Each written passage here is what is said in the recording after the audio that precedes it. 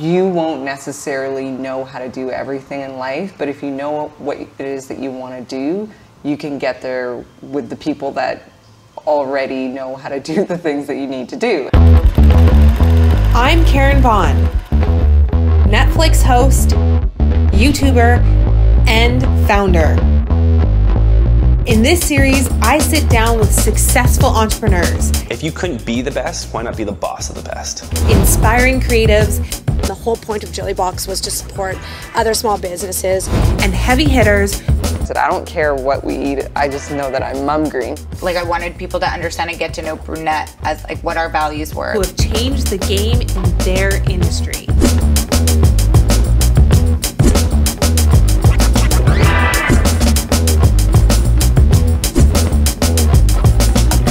Sit back, relax, and enjoy these business stories because we're in good company. Full disclosure, I have been eating Mumgry on the regular ever since I've been introduced to this brand. This is the most amazing and delicious nut butter. I'm so excited that I'm doing this episode with Lilian because I'm sure that there are many of you who are watching this episode who actually have never heard of Mumgry. So you're gonna wanna get your hands on this nut butter because I can assure you it is that good. Lilian Umurungi-Jung is the owner and founder of Mumgry, a handcrafted, ethically sourced, plant-based snack company that offers 3 natural nut butters in smooth peanut butter, dark chocolate peanut butter, and the first ever pistachio chocolate almond butter. Mumgry was born when Lilian was wandering the aisles of a grocery store looking for a nutritious and tasty snack and discovered that there was a need to simplify eating for 2. Find out what Beyonce has been raving about in this episode of In Good Company. Well, welcome Lilian Umurungi-Jung to the show. Thank you for having me. I'm so excited to have you. I'm so excited to talk to you about your business. You just celebrated 1 year in October. Yes.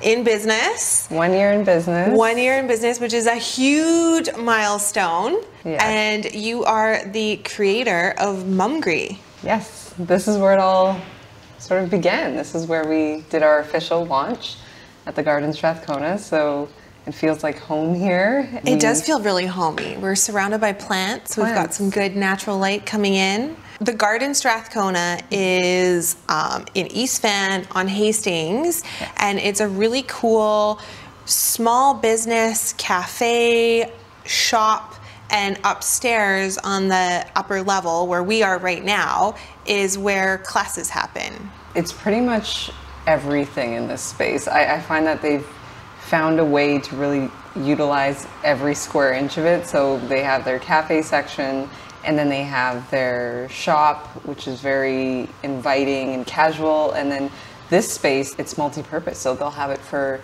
yoga classes, they'll have it for weddings, they'll have it for events held by different brands and businesses. And they also have plant markets up here too. Oh yeah, that makes sense. Yeah. That really makes sense. All the plants. All the plants. Well, this is the location that, one of the first locations that carried your amazing product, Mumgry. I love that you called it the Gucci of nut butters, which it absolutely is. I think it was probably about, I want to say a week and a half ago since I saw you last. And so I picked up 3 jars and have plowed through easily 1.5 of that in the last week or so. That makes me very happy. So it really, really is the Gucci of nut butters. And I'm really excited to talk about your entrepreneurial journey and how you got Mumgry off the ground. And before we do that, can you just talk a little bit about your origin story?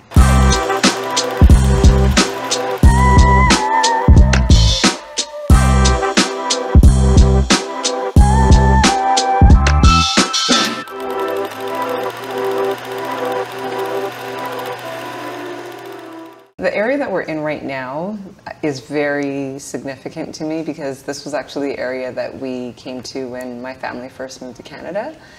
So I was 2 years old and we moved to East Van, and this was the neighborhood that really nurtured us and sort of introduced us to life in North America. And just right around the corner from here are the BC Stamps housing projects, and that's where I grew up, right on the corner across the street from Raycam Community Center.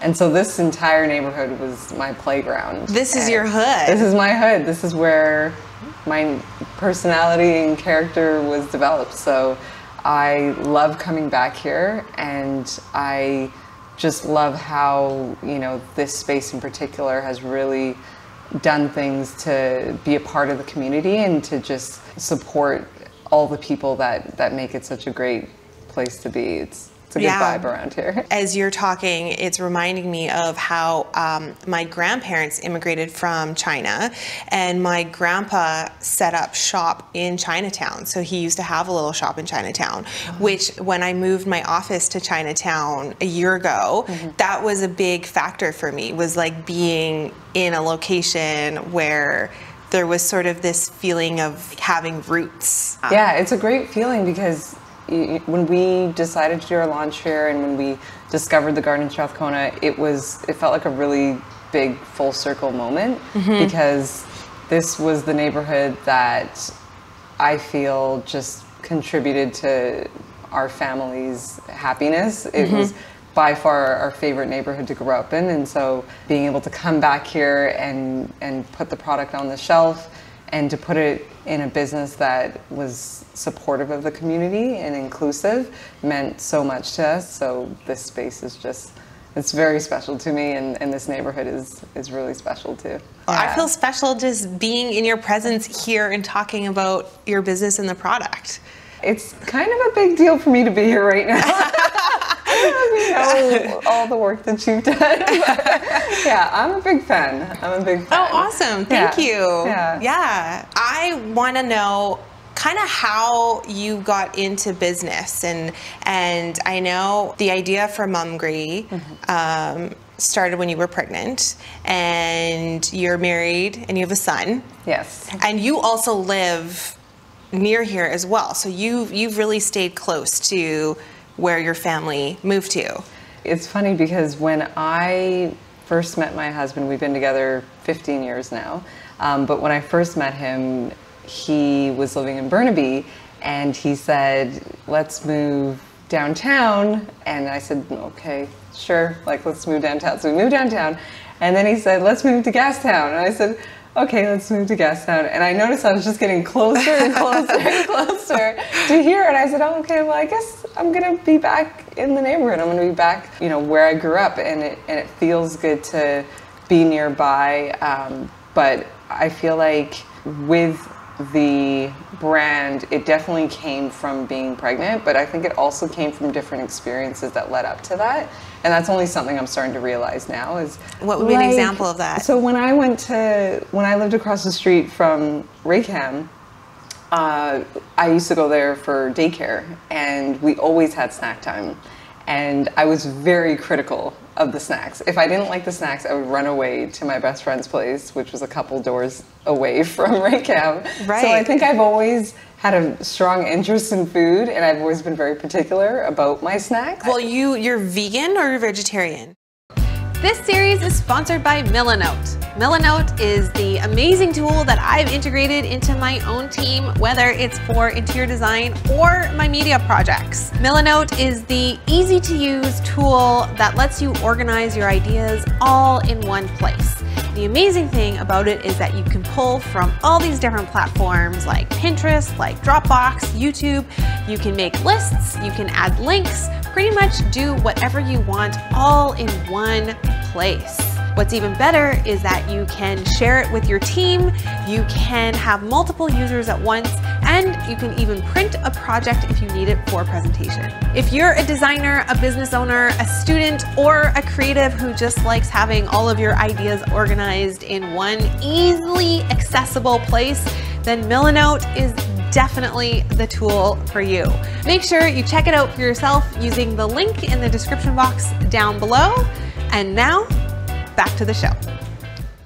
Well, you're vegan or you're vegetarian? I'm vegetarian. Okay, vegetarian. I like to say I'm vegan vegetarian because if I can only stick with the vegan, I'll do that. But it's hard. It's hard sometimes. It's hard when you don't get the warning and then you're like halfway into the cheese and you're like, wait a minute, I thought this was vegan. Exactly. So and did you grow up vegetarian? Is your family vegetarian, or is that a choice that you made? No, not at all. Not at all. My family grew up eating everything that was possibly available. The one thing I will say is that my dad and mom always pushed health very strongly. It was, you know, we definitely were carbitarians to a certain degree, but they always said that we had to eat healthy and just make sure that we had all of the right nutrients in our body. And so that was a very serious thing for my family growing up. When I became pregnant, that level of particularness that I had just ramped up because I wanted to make sure that my son that was growing inside of me was getting the best possible foods. And I just found that the experience for myself when I was going grocery shopping was that nothing was easy or simple when it came to buying food for myself. It felt like I was Googling a lot. I was trying to figure out whether or not it was good for me or bad for me. I thought, okay, well, I can't be the only one experiencing this, so it needs to be just easy. And the word Mumgry came about because when I was with my husband, he was trying to, you know, suggest dinners and suggest things for me to eat for one night. And I told him, I said, I don't care what we eat. I just know that I'm Mumgry. And he's like, what is that? It's like, what is that? I'm like, it's a feeling. It's a feeling. It's how I feel. Like, I'm a mom and I'm hungry right now. Because people ask me all the time, they're like, what does Mumgry mean? And I said, it's up to you. It's for everyone. Like, my husband gets Mumgry all the time. Like, all the time. My son gets Mumgry. So we just wanted to create a really clean, simple food, taking away all the questionable ingredients. With the mother diet, there's so many recommendations that are out there, and it's hard to keep up. They evolve, they change all the time. I know. For it's things crazy. Like, you know, you can't have fish or raw fish or wine or alcohol, like all these things that I love so much. All these things. and even as, you know, for my friends who didn't have kids, they would come to me and they'd be like, I don't know what to bring you. Like, I have no idea what's safe and not safe. And so they'll just show up with flowers all the time, which are wonderful and beautiful, but people want to be able to give the gift of food, and we just wanted to make that easier. Because food really is community. I mean, it is, when you're sharing a meal with someone, I feel like there's nothing more that feels like community than being able to do that with a person. Yeah, it connects people. It is the icebreaker a lot of the time. You go to a party, usually I'll just talk about whatever. How about that cheese? Exactly. Are you gonna touch that? Or did you touch that? So, yeah, I find that food really brings people together. And the other question I sometimes get is, with Mumgry, is it just for mothers? And it's really not, because I trust the food that my mother will eat. And that's really what we're saying with Mumgry, is we've done our best to make it mom approved, and therefore everyone can enjoy it, whether they're a fitness enthusiast or just someone who's wanting to eat well. Well, and the thing that I think is so amazing about your product is how few ingredients are actually in that jar. Yeah. You know, like the peanut butter is roasted peanuts, and that is it. Yes, I think that that's something we're all discovering with food lately, is that it doesn't require that many things to taste good. I feel like when I was growing up, a lot of the foods that I had, even the healthy ones, there was so many different components to it. And if you just simplify that, you can have just as good as an experience, if not better, because you can actually taste the ingredient. It's not being layered with a whole bunch of different things. For sure. And that's like when I was talking to you about when I was a raw foodie there for a while. In a way, you're limited because you're not cooking any of your food, and everything is raw. Yes. But there was something about, like, still to this day, those raw dishes with raw sauces are the most flavorful, delicious foods that I think that I've ever made and tasted in my life. And it's the simplicity of the ingredients. There's just something about the flavor profile that really comes forward. Sometimes I think when you pare food down, you just get the pureness of it. The pureness of it, and it's so delicious. Yeah. What was your favorite food to eat when you were on the raw diet? Well, I was telling you I would make these raw pastas. So I would julienne like a young coconut. Was I telling you this story where I think it was like the third date or something with my husband, and I was like, come over for dinner, we're gonna make raw food. And he was really into CrossFit at the time. And so I had him like whacking these young coconuts, and it was like 6 hours later that we were eating this dinner, and he was ready to like pass out. He was so hungry. Sometimes you gotta work for the food. Can we just order a burger, please? Okay, so you're pregnant, you're looking for snacks, you're not finding anything that you like, and how does this translate to you going, let's start a business? Start a business?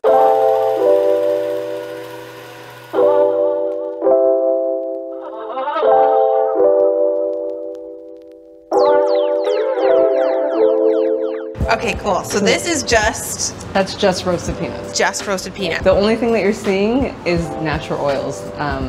That is minimal because we do our best to make sure that when we're pouring the peanut butter, it's very slow, so it reduces the speed of the natural separation that happens between the nut and the oils. I feel like I'm gonna pop it and then take a deep breath, right? Yeah, yeah. Oh yeah, it smells really roasted, yeah. Give it a couple stirs. Because natural nut butters do that. The oils sort of... But you'll see there's like minimal. Cheers.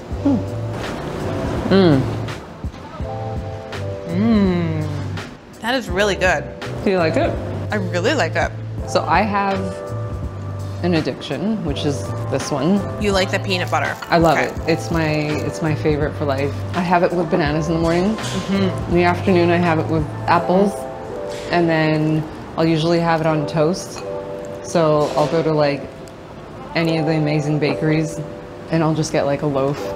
And then I'll finish that loaf in like less than 2 days.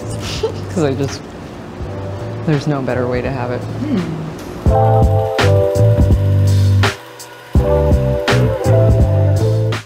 My gynecologist at the time sort of emphasized how important nuts were in the diet, and I took that to heart, and I started to snack prep a lot, and I found that with nuts it was just so easy to apply them to different things and create different, flavors and experiences. And so when I was doing the raw food diet, nuts were in everything. Everything, Yeah, like macadamia nuts, almonds, like cashews, everything. You'd make cheeses with cashews, straight up just soaked cashews, and mix it with like sun-dried tomato, and you could make a romesco out of that. Like nuts were in everything. There's a gentleman named George Washington Carvey who was peanut obsessed, and they called him the Peanut Man in the US, but he basically found over 900 ways to use peanuts, and I'm kind of inspired by his story. And so with Mumgry, I just realized, okay, here's an opportunity for us to go nuts and do a whole bunch of things and just have fun with it. So Is that your tagline? Go nuts? No, I think someone else must have that. Someone must have that. You said that and I was like, that's good. Well, we decided to use only the good stuff. That's our tagline. Okay, yes, only the good stuff. That's good too. We decided to use only the good stuff, and so we started with spreads, because I found that with nut butters you can use it for baking and for savory things. And hang on. So your gynecologist is encouraging you to eat nuts, yes, right? Good for you. You're pregnant, and then you're experimenting with nuts now? Yes. And, so I'm whipping out the Vitamix. I'm putting different combinations together, and I'm realizing that it's the basic form that needs to be done. It's the only peanuts that needs to be done. It's not necessarily the peanuts with the cranberries, with all this stuff. Like, it just needs to be by itself, and it needs to just be done well by itself. So I became... And are you experimenting with like roasted peanuts and raw peanuts and all of the above? All of the above. Okay. And are you experimenting with like roasted peanuts and raw peanuts and all of the above? All of the above. Okay. And so roasting nuts is an art form, and I definitely had to seek a guru master who knew more about roasting nuts than myself. But what I found with nuts is that when you slow down the process of jarring, then you slow down the process of that natural separation that occurs. Right. So you don't get that big pile of oil sitting at the top. Yeah. And you don't have to do the peanut butter workout in the morning, which I would compare to like the coconut smash. Yes. Yeah. And so things like that kind of continue to happen, and we realize, okay, well, let's start with, you know, selling our nut butters and putting those out and just seeing if anyone wants them, because there's a billion peanut butter brands out there. Yeah. And we weren't sure if we would stand out, but we just knew that we loved our nut butter. So you're in the kitchen, you're experimenting with nuts, you are sort of discovering that roasted peanuts in the Vitamix, I guess, as a spread on its own. I found that just being able to eat peanut butter after it's been freshly roasted was the game changer. That's what really sets it off. And so for us, it just became about, okay, well, now let's take it and see whether or not people like it. And I started hitting the markets, a whole bunch of different local markets, and I started to do taste tests. And how did you go from being in your kitchen making these spreads to then like connecting with a nut roaster? How did that connection happen? That connection happened pretty much over, I would say, 4 or 5 months. And is it because now you're thinking about turning this into a business? Yes. Oh, yes. okay. So I'm thinking about it, and I'm trying to make it become a reality.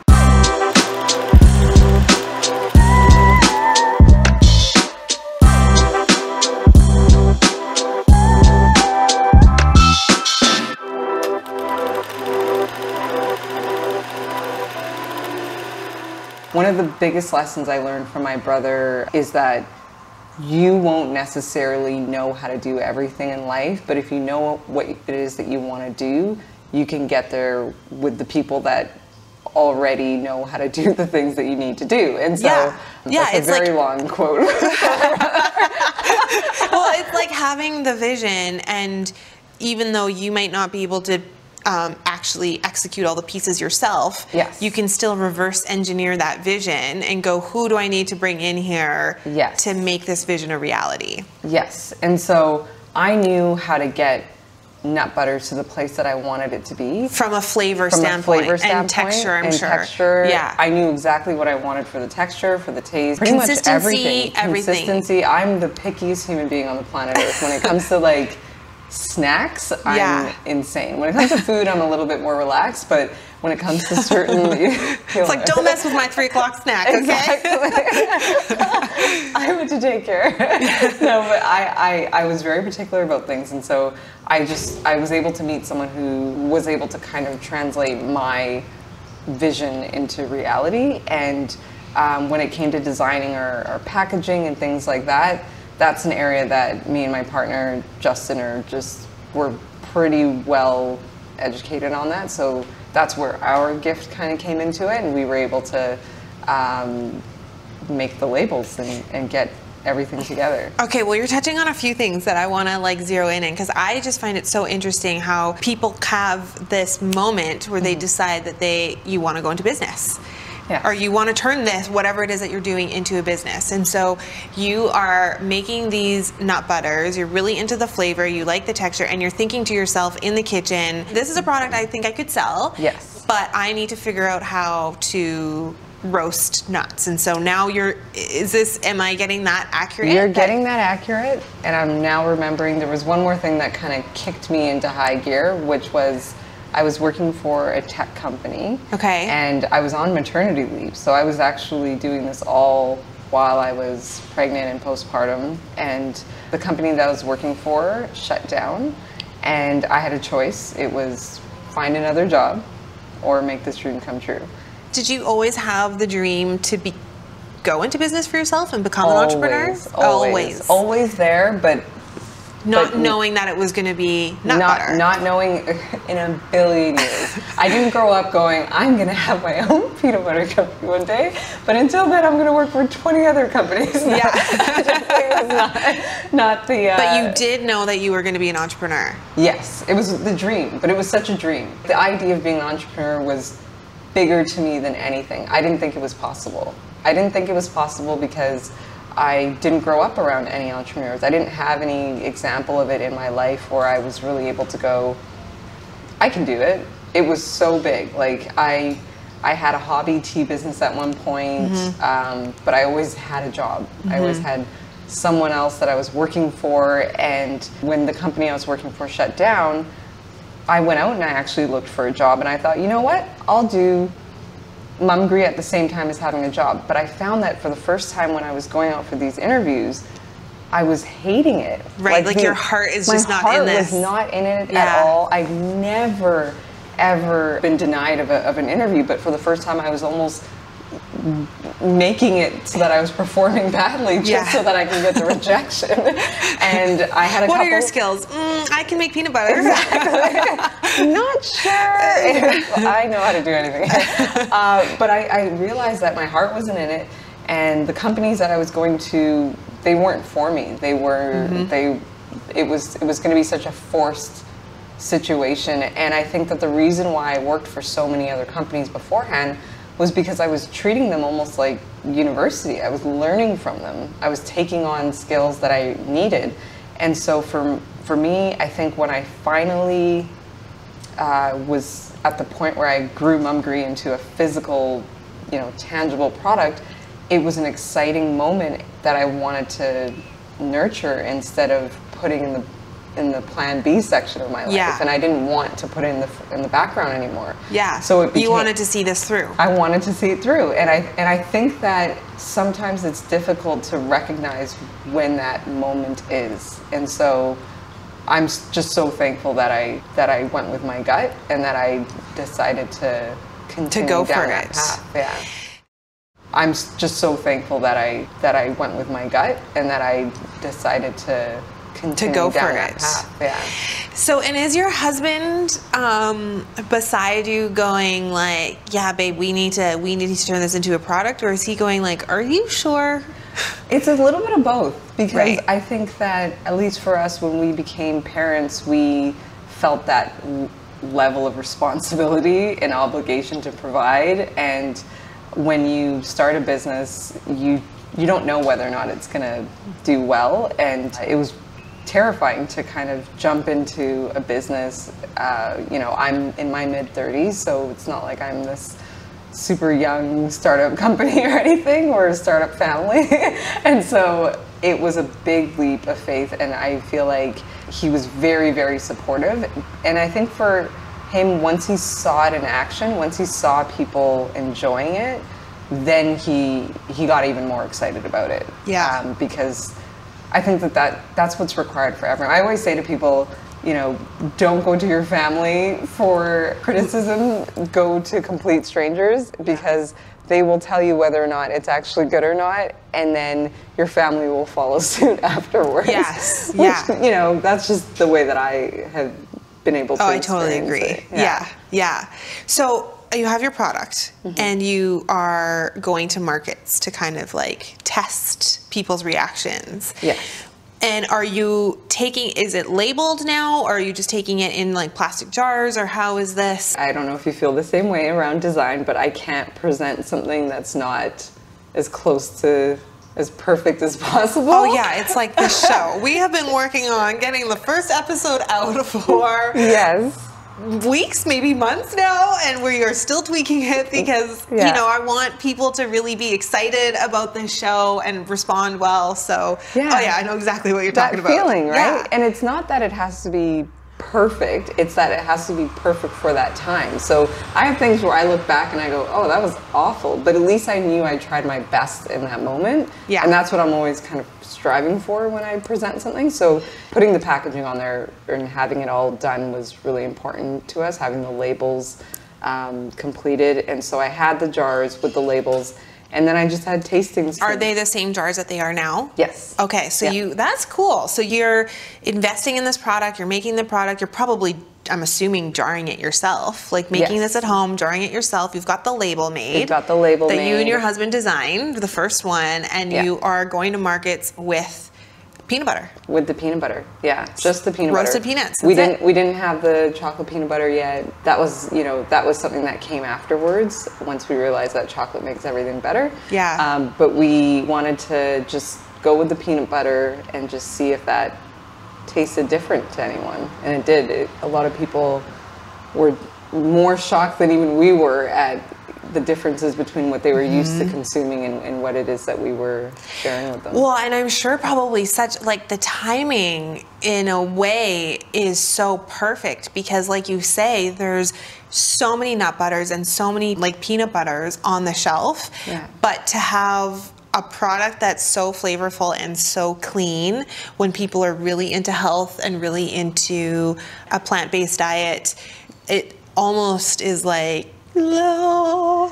Yeah, and I think that comes from trusting the moment and the times and just doing it now versus waiting. I think that we probably could have launched this 5-6 years ago, but I don't know that I would have had that foresight or just, but it was what I was into right now. And so I trusted it and then went with it right now. But timing has definitely been important for us. I think that with us now being more at home, we are snacking a lot more often, and a lot of the times we're looking for things that we can take on the go as well. And with Mumgry, you don't have to worry about refrigeration or anything like that. So it works for the lifestyle that the world is in right now. Yeah, like I love a story where an entrepreneurial and a business story where it starts so grassroots.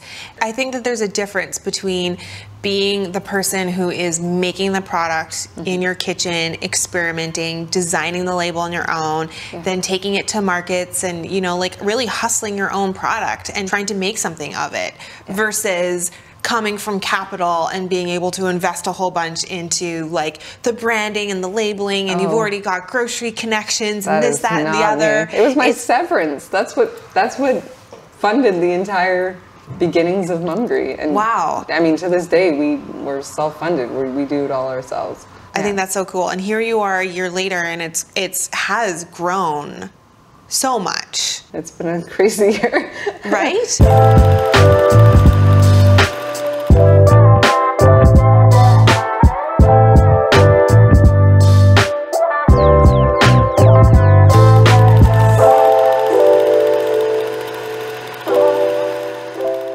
Can you talk about that a little bit, like from the time, so let's say October last year, so 2019, you are going to markets, you're coming to places like this, yes, the Garden Strathcona, and you're allowing people to sample your product. We're allowing people to sample our product. We are at markets. We're entering more and more retailers throughout BC, and we're really concentrating on home. We're trying our best to build our community through our podcasts. We are doing as many events as we can, conferences, things like that, reaching different audiences. And then we're hit with the big one, with the pandemic. And it's this sort of overwhelming pivot where we go, okay, now we need to focus on our community that lives online. And so that became more of our focus. And one of the sort of benefits to being online is that we found we were connecting with people all over the world. And so the demand for our product became bigger than what we were sort of dealing with at home, and the conversations became more international as well. And so we decided, okay, well, now we need to find ways to continue to get our product out into further places. And so how far are you, like how far will you ship the product? Right now we will ship North America wide. Okay, cool. There are certain restrictions internationally, so it just depends on where you are. So we can ship to the UK, but there's parts of the UK that you can't ship to because of, with everything going on. So we are predominantly North America. Okay. Yeah. But you can ship all over North America. That's pretty cool. Yes. Yeah. All and over then North America. are you, I mean, you're probably not making it in your kitchen in the Vitamix anymore. No.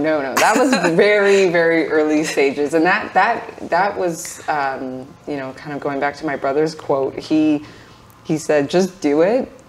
And then you can find the person who knows how to do it in a much faster, more efficient manner, but you just have to know how to do it. It's kind of like you open your own nail salon.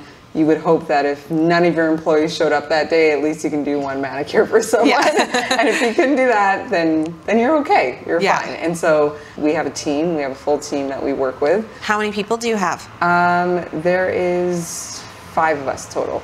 Yeah. Cool. Yeah, so there's 5 of us total, and we're just trying to continue to expand our reach for our products. So we're in retailers all across Canada and throughout the US as well. Lilian, that's so cool. Yeah. This started in your kitchen, and now you ship all around North America. Yeah. You're in retailers across Canada.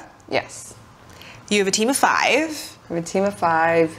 We have a show that we do in partnership with Visa called the Mumgry Shop Tour, where we meet with our retailers, and we meet with retailers around the world to kind of get their story on how they're thriving and surviving through this time. And we also have our podcast that we do, where we connect with our community, but we also have conversations with experts in different areas that are interesting to our community.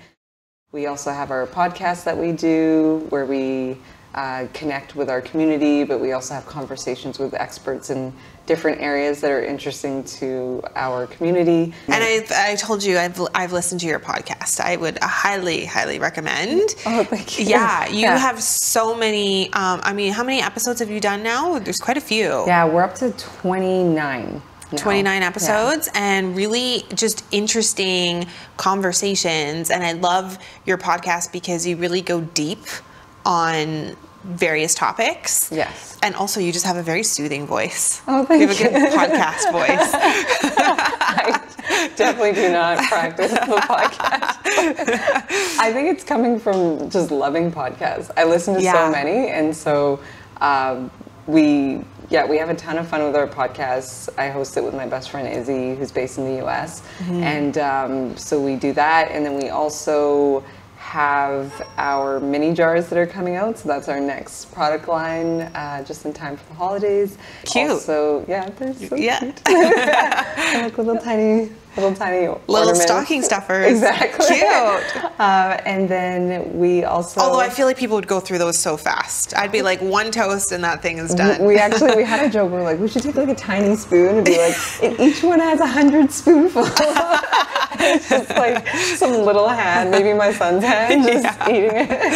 And the cool thing is now we have our product in different restaurants. So that's something that we're really proud of. We have Mumgry on the menu at different restaurants and locations around the city. Like where? At Nelson the Seagull, they do like a gourmet PB&J, and then Spent Grounds makes, that's located in Surrey, and they make Vop-Tarts, which are vegan Pop-Tarts, which are incredible. And then we are also at Trans Am, which does a crazy pickled sandwich on a Livia baguette with our peanut butter. And so there's a huge thing with pregnant women where they say that they enjoy pickles with peanut butters, and so they. Did you find that?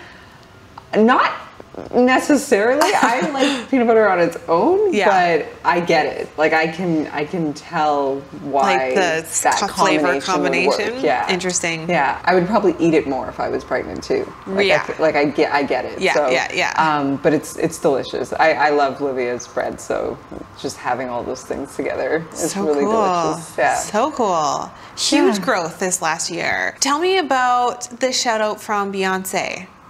That was a huge shocker. Oh my god, if I scroll down and see Mumgry, I'm gonna scream. Ready?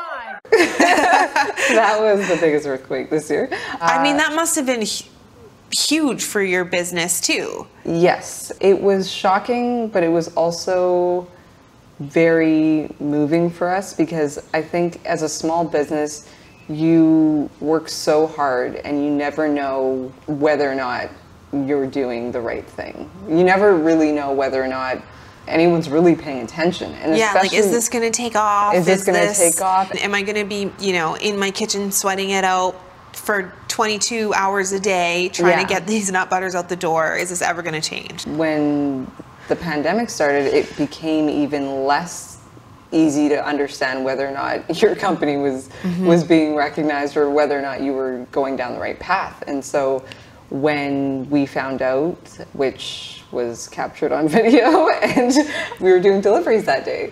And we were doing deliveries because that was our response to the pandemic. We wanted to make it easy for people to get their hands on Mumgry. And is this in the middle of Black Lives?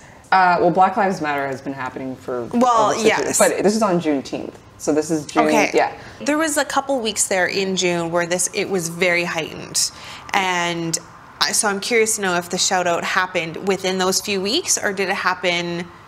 I think about like our podcast and which episodes we released, and I know that we had released our Black Mother episode where we spoke openly about our experiences as Black mothers, and so I believe it came maybe 2 weeks after that. Okay. It all feels like a blur now just because it was such a crazy time, but it was on Juneteenth, and when it happened, it was just so unbelievable. Like, I don't know any other way to describe it, because I am a part of the Beehive. At least I tell myself I am. I'm the biggest. Yeah, you're a fan. I'm a huge fan. Like, I've traveled to see every single person in her family. I've gone to New York to see Solange live. I've gone to LA to see Beyonce at to do her Formation tour. I've seen her here a couple times. I went to the last Destiny's Child concert. You're into Jay-Z. I'm into Jay-Z. I went to the On the Run tour last year, maybe the year before. I'm a fan of her music, but I'm a fan of her work. In addition to her entertainment, her philanthropic endeavors, and what she does with Be Good, and what she does with Black-owned everything, and she's taken it upon herself to really create a community of Black-owned businesses that support one another, highlight one another, work together, and it's just instilled so much confidence for our brand, and I'm sure many other brands, especially during this time. It's really done incredible things. Yeah. Yeah. It's just instilled so much confidence for our brand, and I'm sure many other brands, especially during this time. It's really done incredible things. Yeah. Yeah. I think that's amazing, and I think that it's and also just really organic, like just an organic shout out. Yeah. It's crazy. Yeah, it's crazy. Yeah. And like, hey, here's Mumgry. I'm a fan. Like, from her point of view, she's a fan and giving a shout out to a Black-owned business. And I feel like that would have just turned so many eyeballs onto Mumgry. It did, and it did in a way where I think a lot of people perhaps don't give enough credit to the power of her presence and what it is that she's contributed to society.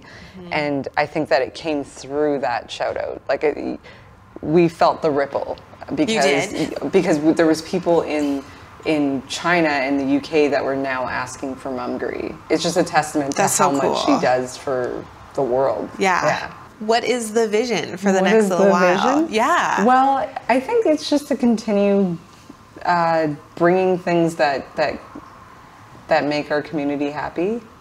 So, you know, we have the show and we have the podcast, but we're really finding that we're developing more into a lifestyle brand, and so we find ourselves doing all sorts of crazy collaborations and teaming up with people in different areas that are not necessarily in the food world.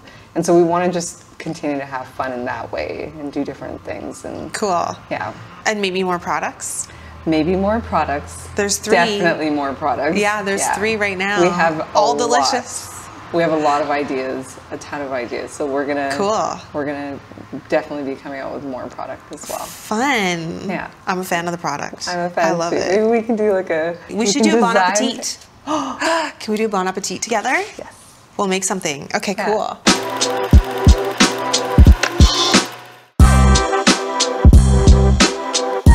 So when I came here to do the launch party, we only had the peanut butter and we had the chocolate peanut butter. And then the pistachio we launched just after Christmas, which was crazy because it's green and red and we decided to do it post-Christmas. But the colors were actually inspired by Gucci because my husband jokes that it's the Gucci of nut butters. We took like the two fanciest nuts around, almonds and pistachio, and married them together and then added chocolate because chocolate makes everything better. And then the smooth peanut butter, we were just looking to create something that was really, really simple and just not, you know, no sugar, no salt, no palm oil, nothing added to it, just roasted peanuts.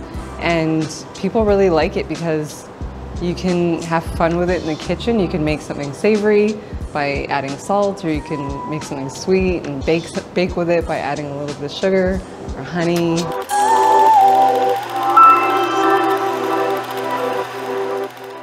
This is the section of the show where we go into our not so rapid fire. First question would be, over this last year, if you had to think of one of your top or biggest lessons learned in business, what would that be? Oh, I'm always thinking about this. There's so much to learn. The biggest lesson I learned is that you can't do it all for everyone. Not that you can't do it all, but you can't do it all for everyone. Yeah. That is a great lesson. Yeah. Like, you can't be everything to everybody all the time. No, no. So you just have to do what feels right and understand the reason why you're doing it. Yeah. In addition to trusting your gut. Do you feel like you've had to make sacrifices in order to get your business off the ground? Absolutely. Like, I've had to put my blinders on and focus in a way that I don't think I've ever focused in my life before. And I think that that just came through being inspired by other people. So like at the beginning of this year, when Kobe had passed away, right before the pandemic hit, I had gone to LA to visit one of my best friends.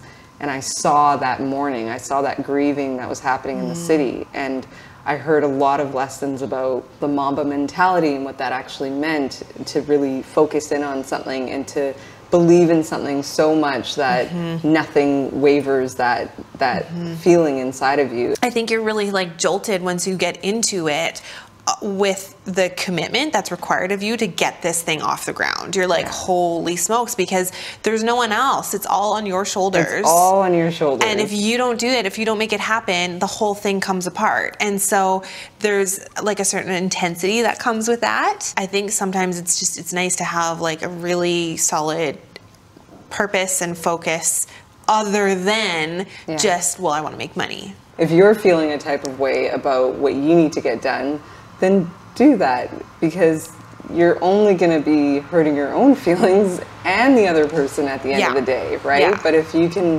have that dialogue and that you know, like good boundaries, and that boundary for yourself, then you can feel good going into something. Yeah. On the heels of what you're saying too, a big learning for me this last few months is that it's not personal. It's never personal. Yes. It's never personal. And if you make it personal, you're doing yourself and the other person a disservice. Like, it's not personal. It just is what it is. Yes. Yeah. That is so important, because that's actually occurred to me on a few times, like in a few different instances.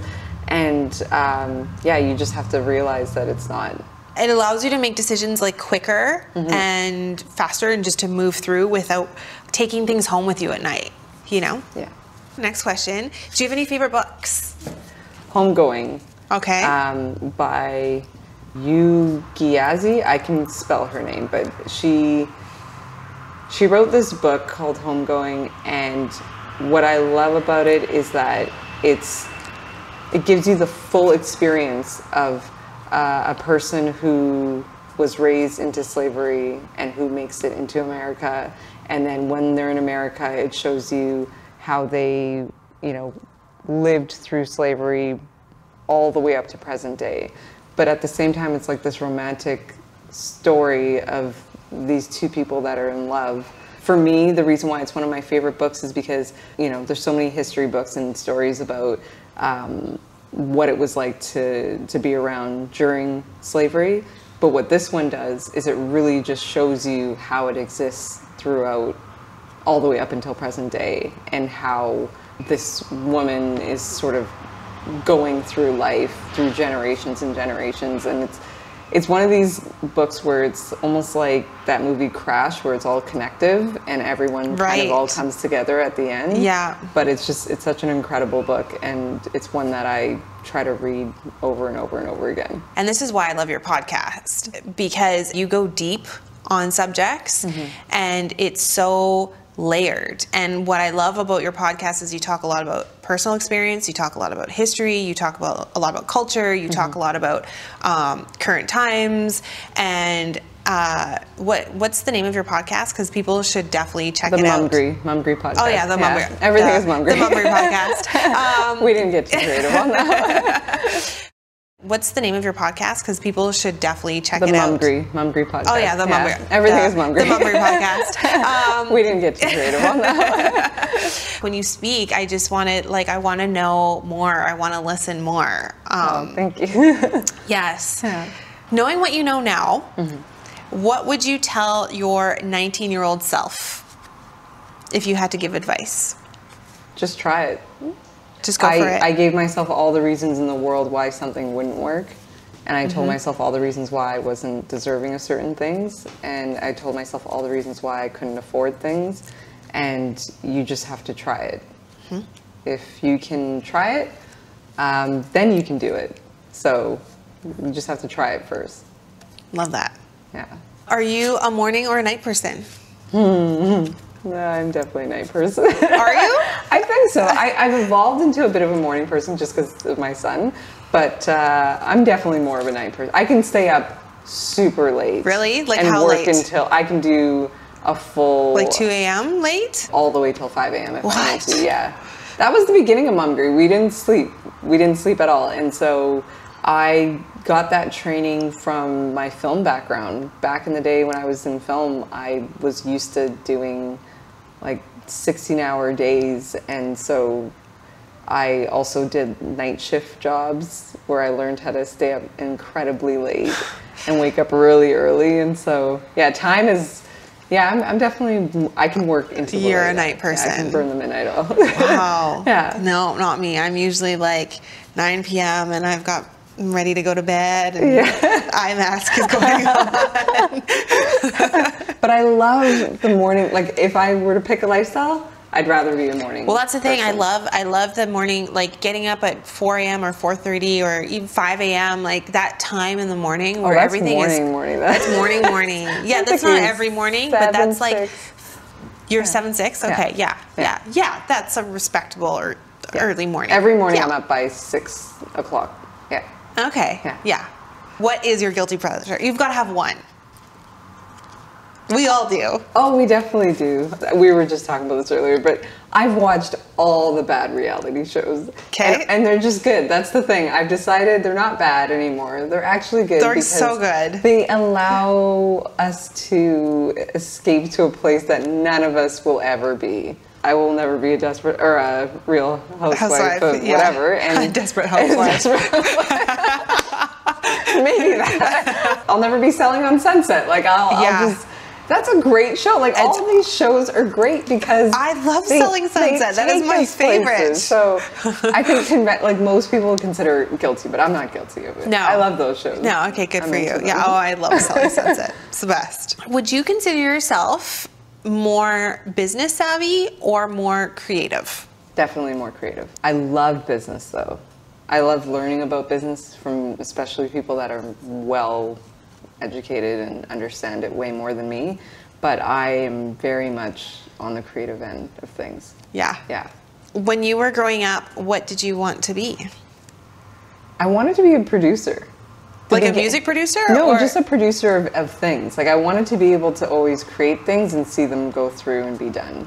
In the beginning, I thought that that would only be available through film and through, you know, doing things, visual arts and things like that, but being able to just see things grow. Yeah. So, and to turn ideas into reality. So That's a very entrepreneurial answer. yeah, I wasn't that when I was younger. Right. You Yeah. probably didn't label it as entrepreneur, but I No. think, you know, Yeah. building something and seeing it through to the end is very entrepreneurial. What is your superpower both professionally and personally?